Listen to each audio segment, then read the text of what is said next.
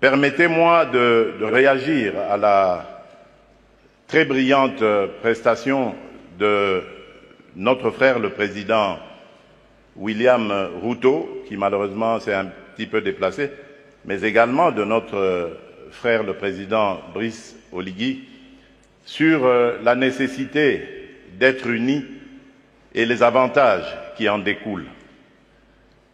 Je suis un panafricaniste convaincu.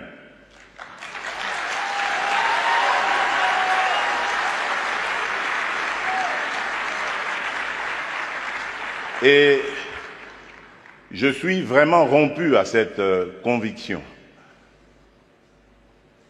Et lorsque je suis devenu, c'est ça la preuve d'ailleurs, lorsque je suis devenu président de la République, il y a presque 5 ans maintenant, la première destination à laquelle j'ai réservé mes déplacements, c'était l'Afrique. J'ai commencé par le Kenya, à l'époque du prédécesseur du président Ruto, puis je suis passé par l'Angola et je suis arrivé en République du Congo, chez notre aîné, puis j'ai fait le Rwanda et l'Ouganda, et depuis lors,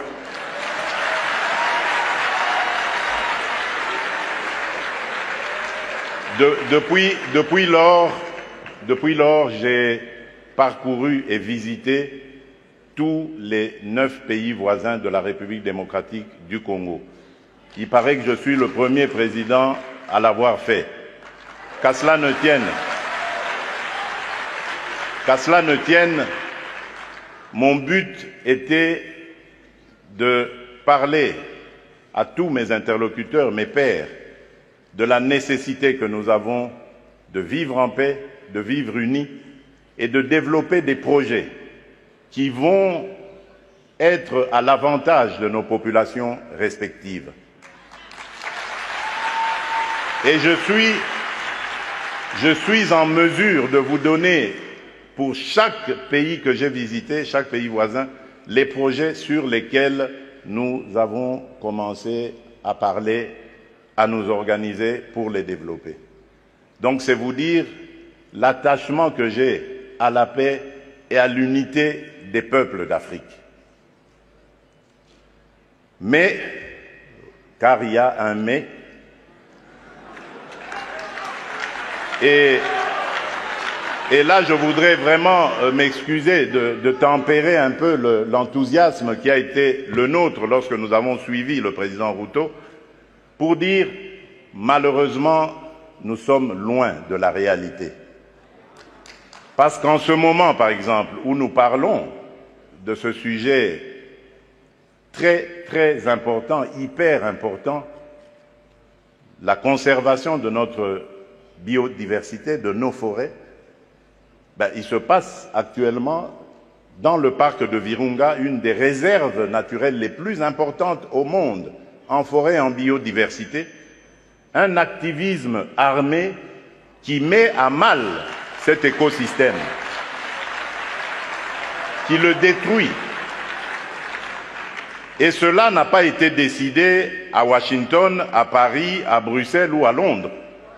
Ça a été décidé en Afrique, et plus précisément à Kigali.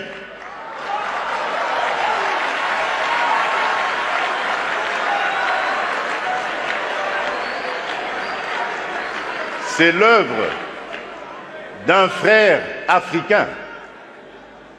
C'est pour vous dire que nous devons bannir l'hypocrisie qui est entre nous.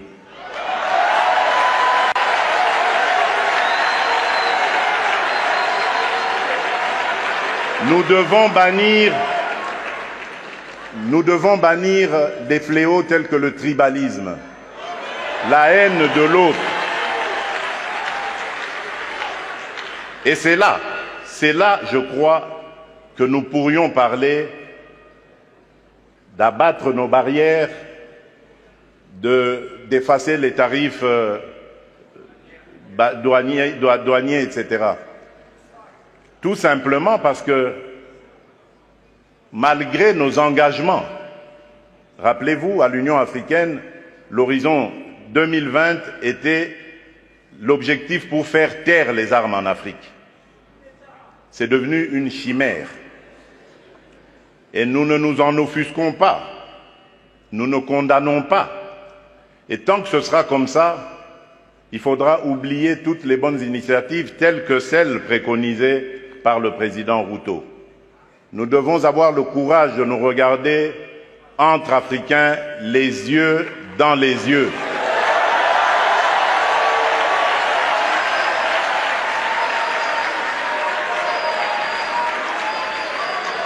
Et nous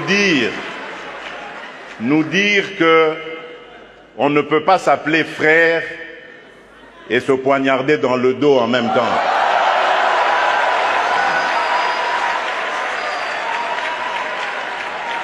Nous devons arrêter de rejeter nos responsabilités sur les étrangers non africains. La colonisation, ça fait une soixantaine d'années qu'elle allait terminer en Afrique. Ceux qui nous avaient colonisés, divisés, aujourd'hui ils ont compris le sens de la paix.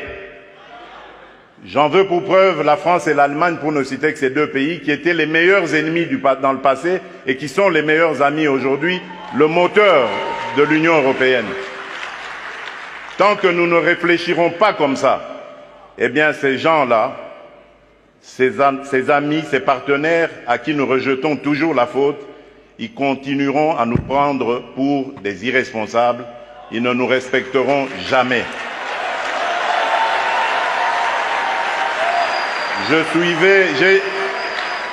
J'ai suivi tout à l'heure avec attention l'adresse du président Macron, toute sa bonne volonté à vouloir venir dans des partenariats, mais j'ai tout de suite compris par son attitude que c'était du politiquement correct. Il n'en croyait pas un mot. Non pas parce que lui est menteur, non, loin de là. Parce que nous ne sommes pas sérieux, et eux le savent. Le jour où nous mettrons fin à ce à quoi nous assistons aujourd'hui, à l'est de la République démocratique du Congo par exemple, des voisins qui viennent semer la pagaille, la mort, la désolation, uniquement dans le but de s'enrichir, de piller les ressources. Le jour où nous mettrons fin à ce genre de comportement, alors oui, là nous aurons compris. Parce que je suis désolé, en tant que président de la République démocratique du Congo et face à ce genre de choses, je ne suis pas tenté de construire des ponts, mais plutôt des murs pour sécuriser ma population.